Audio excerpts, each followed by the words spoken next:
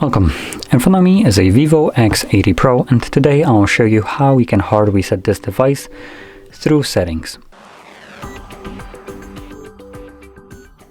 So to get started, you'll want to open up your settings application. From here, scroll all the way down to System, select Reset Options, and then choose Delete All Data or Erase All Data, Factory Reset. This will bring up a window letting you know that performing this will remove everything that is listed right here. So if you want to keep anything that is listed right here, do make a copy of it before you begin. Probably the most important things that you might want to keep would be things like music, photos, and user data. But assuming you have already made that backup to some, computer or anywhere else, or you maybe just don't want to back it up, then you can proceed by selecting Erase All Data. If you have some kind of protection on your device like I do have a pattern set, so quickly just show you. There's my, not pattern, pin I mean.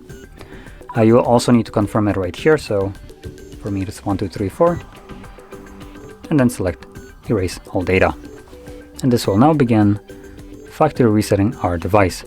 This entire thing should take about a minute to finish up, and once it is, we will be then presented with the Android setup screen. So I'll be back once that is visible.